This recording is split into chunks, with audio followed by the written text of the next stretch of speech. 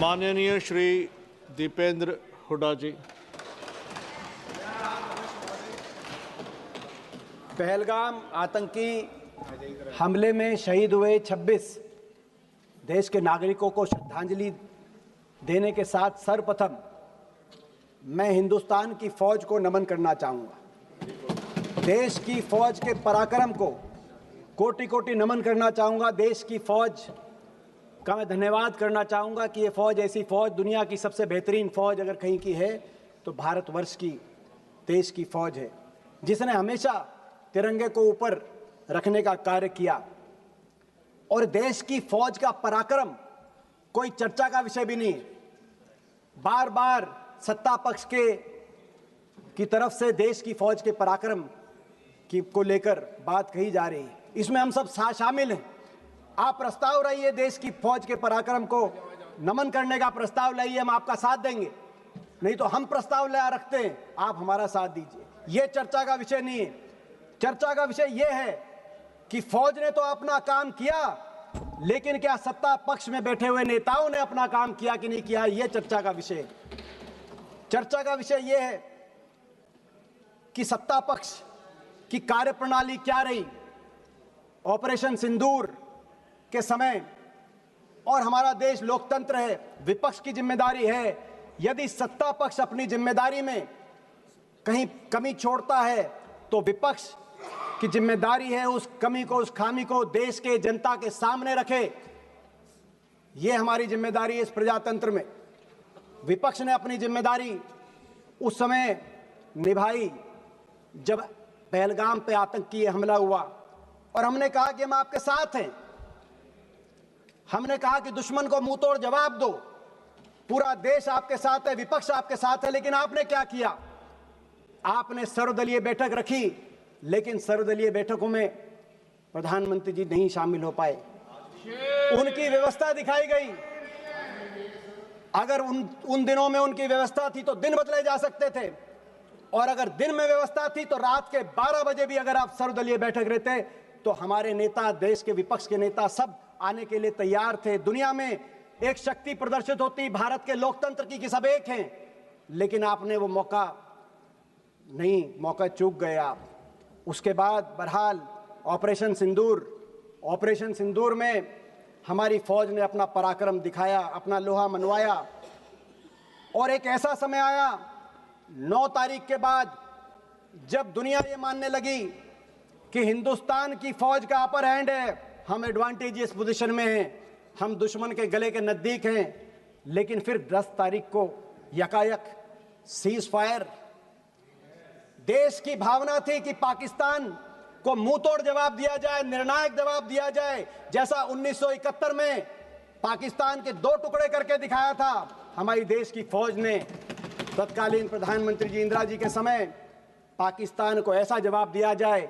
आप बार बार बोलते थे पाकिस्तान ऑक्यूपाइड कश्मीर की बात बोलते थे, अब आगे किस मुंह से आप पाकिस्तान ऑक्यूपाइड कश्मीर की बात रखेंगे देश के सामने?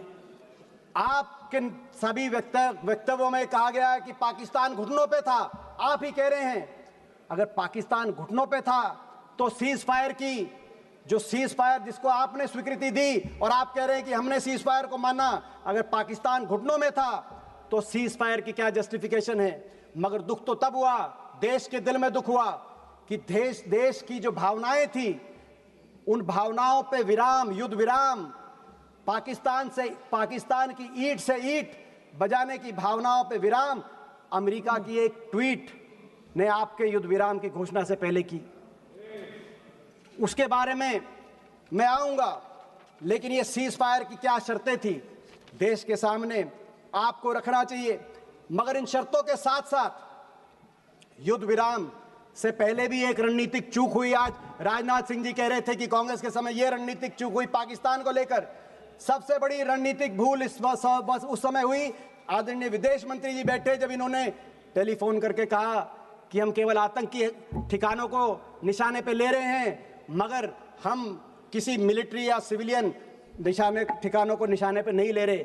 जब ये कहा, आपने स्वीकार किया, एक तरीके से क्लीन चिट दी पाकिस्तान की आर्मी और सरकार को, और अलग अलग दृष्टि से आपने देखा पाकिस्तान, जबकि आपके सारे स्पीकर्स कह रहे हैं, मान रहे हैं, और देश मानता है, दुनिया को पता है कि पाकिस्तान की सरकार, पाकिस्तान की आर्मी और इन आतंकियों में कोई भेद नहीं किया जा सकता। ये एक हैं।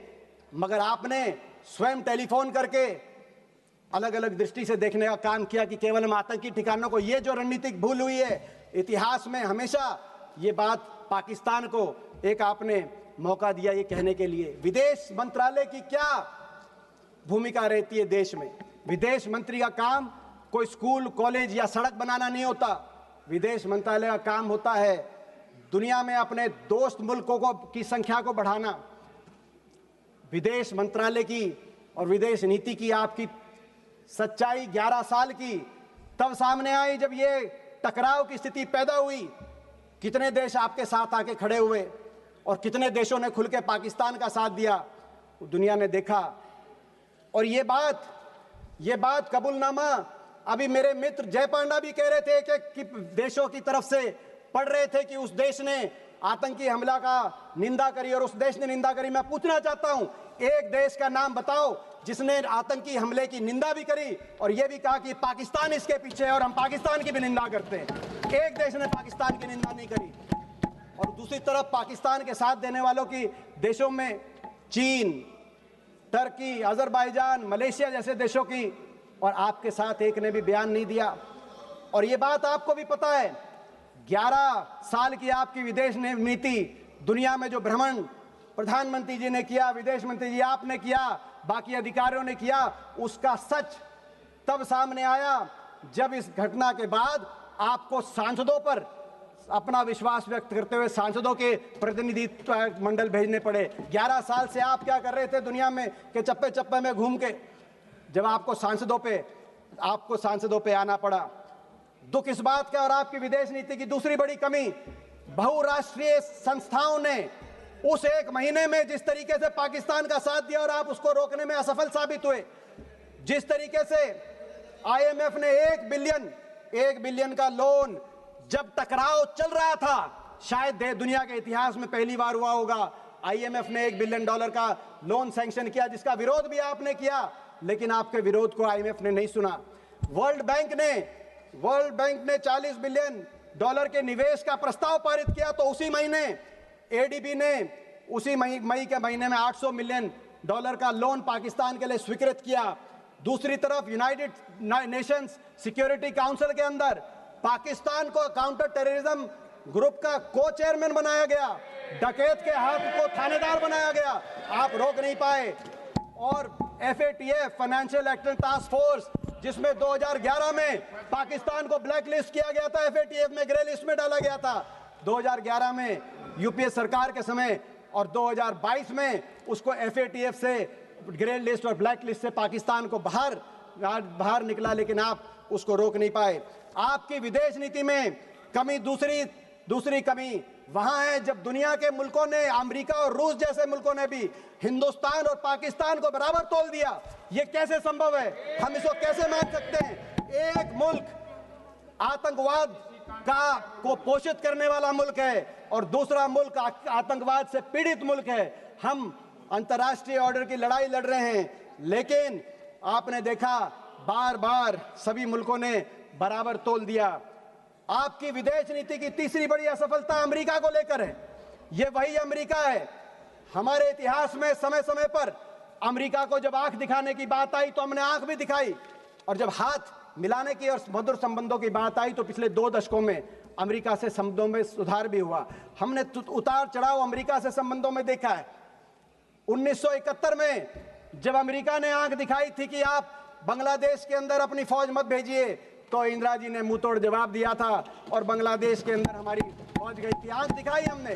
परमाणु परीक्षण की जब बात आई तो चाहे इंदिरा जी के समय परमाणु परीक्षण हुआ हो, चाहे अटल जी के समय परमाणु परीक्षण हुआ हो, अमेरिका ने जब रोकने की कोशिश करी तो हिंदुस्तान ने आंख दिखाई और अमेरिका के दबाव को नहीं माना। ये वही अमेरिका है। लेकिन जब अमेरिका से हाथ मिलाने की बात आई, सपोर्ट की बात कर रहे थे, सपोर्ट का लेटर्स पढ़ रहे थे जय पांडा भी मौजूद थे जब राष्ट्रपति ओबामा आए थे, जब मित्रता की बात आई और 26/11 हुआ मुंबई में, तो राष्ट्रपति ओबामा वॉशिंगटन से दिल्ली आए। जॉइंट संसदीय सेशन में मैं भी एक सांसद था, जय पांडा भी एक सांसद थे, और राष्ट्रपति ओबामा ने कहा कि पाकिस्तान के अंदर टेररिस्ट के सेफ हेवन को बर्दाश्त नहीं किया जाएगा, और हिंदुस्तान ये साथ देने निभाने की बात, हाथ भी मिलाया और नजर भी आंख भी मिलाई। मगर अमेरिका, आज आपको यही नहीं पता अमेरिका के साथ आप हाथ मिलाना चाहते हो या उनको आंख दिखाना चाहते हो। और अमेरिका के राष्ट्रपति ने 28 बार कहा कि सीज फायर हमने कराया। उससे भी चिंतनीय बात, उन्होंने कहा व्यापार के धौंस दे के दिखाया। बात थी आतंकवाद पे वार की, आ गई व्यापार पे। अमेरिका के राष्ट्रपति कह रहे हैं, अमेरिका के राष्ट्रपति ने केवल व्यापार तक नहीं रुके, उन्होंने कहा कि 5 जहाज गिरे, वो केवल जहाज तक भी नहीं रुके। अमेरिका के राष्ट्रपति जी ने कश्मीर का भी नाम लाया कि कश्मीर में अमेरिका की बात हुई है।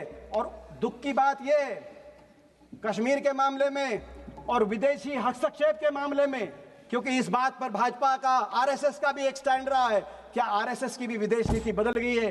क्या आरएसएस को भी स्वीकार्य है कि अमेरिका हस्तक्षेप कर रहा है? दुख की बात और है, दुख की बात यह है कि 28 बार अमेरिका के मुखिया ने अपने मुंह से ये बात कही और लगातार कह रहे हैं, लेकिन हमारे देश के मुखिया ने एक बार भी उसका खंडन नहीं किया कि अमेरिका के राष्ट्रपति झूठ बोल रहे हैं, गलत बोल रहे हैं। अमेरिका को भी चुनना होगा, अमेरिका को भी चुनना होगा।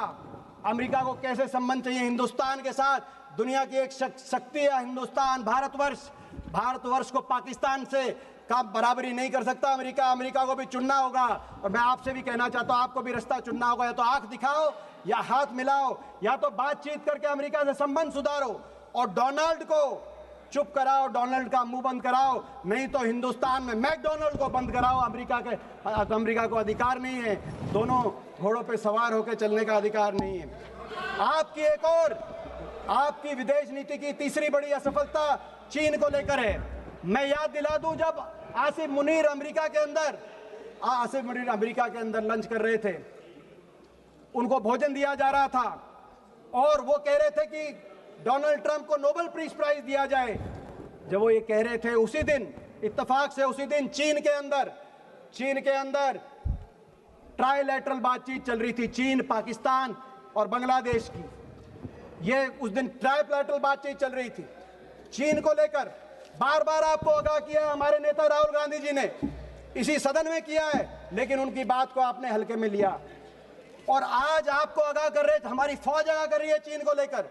जो हमारे फौज के deputy chief of army staff है राहुल सिंह, उनका बयान आया कि चीन ये जो युद्ध था, इसमें पूरी तरीके से पाकिस्तान को सर्वेलेंस में, सैटेलाइट में, इक्विपमेंट में, प्लेटफॉर्म में, नेटवर्क में पूरी तरीके से पाकिस्तान का साथ चीन दे रहा था। और पाकिस्तान के डीजीएमओ की बात आई कि जब लड़ाई चल रही थी तो एमओ रूम के अंदर चीन के एम्बेसडर, पाकिस्तान में जो चीन के एम्बेसडर हैं, वो एमओ रूम में बैठे थे, पाकिस्तान के आर्मी के हेडक्वार्टर में बैठे थे। ये पाकिस्तान के डीजीएमओ ने कहा। लेकिन आपका क्या रिस्पॉन्स रहा? आपने चीन के एम्बेसडर को अभी तक दिल्ली में तलब करने का भी कार्रवाई नहीं करी, चीन को कार्रवाई नहीं करी। जब टर्की ने पाकिस्तान के साथ देने के लिए अपना बेड़ा बजाया, तो आपने टर्की के दुश्मन मुल्क साइप्रस में प्रधानमंत्री जी गए, अच्छा संदेश गया। मगर जो असली दुश्मन था चीन, आपको अगर संदेश देना था तो ताइवान में प्रधानमंत्री जी जाते, चीन को संदेश देते। चीन को भूल गए। और 6 जुलाई को जब जनरल राहुल सिंह ने कहा कि चीन इसके पीछे है, आपका क्या जवाब रहा? विदेश मंत्री जी आप 10 जुलाई को बेजिंग चले गए, ताइवान नहीं बेजिंग चले गए, और आपका ट्वीट आया, आपका वक्तव्य आया कि चीन की जो एससीओ की अध्यक्षता है उसका भारत समर्थन करता है और हमारे संबंधों में सुधार हो रहा है। किस बात का दबाव? चीन से। भारत एक स्वतंत्र, एक ऐसा देश है जिसको आज हल्के में नहीं लेना जाना चाहिए। आपकी एक और रक्षा मंत्री बोल रहे थे, मैं एक और डिफेंस प्रिपेयर्डनेस को लेकर भी इस बीच में कहना चाहूंगा। हमने देखा आर्मी वालों ने क्या कहा, एयरफोर्स वालों ने क्या कहा। मैं दो ही पढ़ना चाहता हूं, आर्मी और एयरफोर्स। आपको सुनना पड़ेगा वो क्या कह रहे हैं। रक्षा मंत्री जी, आपकी भी 11 साल की रक्षा नीति 11 साल की, उसका रिपोर्ट कार्ड जो हम कहें उससे मत मानना। मगर जो deputy chief of army staff lieutenant general Rahul Singh ने कहा, क्या कहा? उन्होंने कहा, राहुल सिंह जी की जो स्टेटमेंट आई चीन को लेकर, उसके बाद उन्होंने कहा the equipment that was supposed to be received in January has not been delivered yet. We still depend on a lot of things from outside, and if all that equipment was made available, the story may have been little different.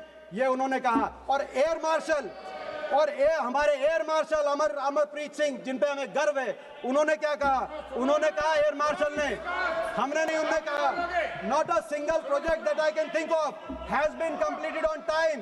Why should we promise something which cannot be achieved? Hooda ji, air force कह रही है, army कह रही है, और standing committee. एक second Hooda ji, आपके party से आज की लिस्ट में बहुत सारे नाम आए हैं, इसलिए आप अपना भाषण जल्दी से ख़त्म कीजिए. और एक सेकेंड, वन सेकेंड,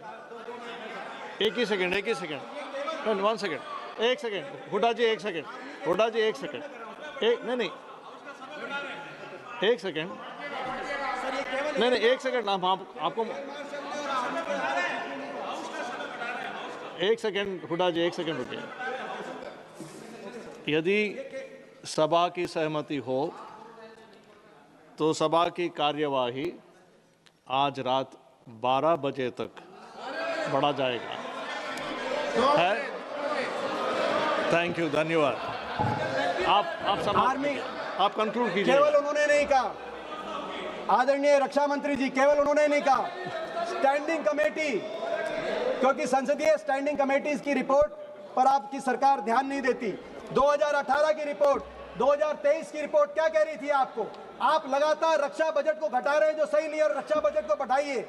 इन 11 वर्षों में रक्षा budget as a percentage of GDP और एज अ परसेंटेज ऑफ हमारा जो budget as a percentage of GDP, इन 11 वर्षों में रक्षा बजट 2.5% से घटकर 1.9% पे आप लेके आए. और ये जो रक्षा बजट एज अ जीडीपी के प्रतिशत में, ये रक्षा बजट 1962 के युद्ध के बाद सबसे नीचे स्तर पर आप लेके आए. और स्टैंडिंग कमेटीज आपको कह रही थी कि ये सही नहीं है. रक्षा बजट आपने कम किया, अग्निवीर जैसी योजनाएं आपने लेके आए, जिसने फौज, देश की फौज पे जिसमें हमें गर्व था, उसका हमारा मानना है कि वो फौज के लिए सही नहीं थी. लेकिन उससे भी एक और दुर्भाग्यपूर्ण बात यह है कि रक्षा बजट में एयर फोर्स मॉडर्नाइजेशन के बजट में भी आपने कटौती करने का काम किया. जो राहुल जी, हमारे नेता, बार बार जिस बात को लेकर आपको आगाह कर रहे हैं, आज हमारे देश में 60 स्क्वाड्रन की जरूरत है. 60 स्क्वाड्रन की, जो एयर मार्शल बोल रहे हैं, 41 स्क्वाड्रन, 41.1 स्क्वाड्रन यूपीए के समय, हमारे समय मंजूर हुए थे 2011 में, मगर धरातल पे केवल 31 स्क्वाड्रन आज एयरफोर्स के हैं. और इन 31 स्क्वाड्रन में से भी कई स्क्वाड्रन ऐसे हैं जिसमें जैगुआर जैसे जहाज हैं. ये वही जैगुआर है जो पिछले 6 महीने में 3 जैगुआर जहाजों का क्रैश हुआ, जिसमें 2 हरियाणा के हमारे पायलट थे, जिनको अपनी शहादत देनी पड़ी. जैगुआर के साथ सभापति महोदय, आपने, अध्यक्ष जी, मेरी यही मांग है कि हमारा सुझाव माने, तो ये माने कि हमारी फौज को, हमारी एयरफोर्स को आधुनिकता से लैस किया जाए, बजट को बढ़ाया जाए. जो आज हमारी एयरफोर्स के अंदर जिस तरीके से मजबूती, आज 2 फ्रंट 3 फ्रंट वॉर की बात चल रही है. आज पाकिस्तान 82% अपने हथियार चीन से ले रहा है, तो बांग्लादेश 71% अपने हथियार चीन से ले रहा है. ऐसे में नेटवर्क, प्लेटफॉर्म हर तरीके से आधुनिकता से लैस किया जाए. आप वो ऑपरेशन सिंदूर आप कह रहे जारी है, क्रिकेट जारी मत करो ऑपरेशन सिंदूर के साथ. और करना है तो हमारी देश की फौज को मजबूत करने का आप काम करिए, हम साथ देंगे. धन्यवाद.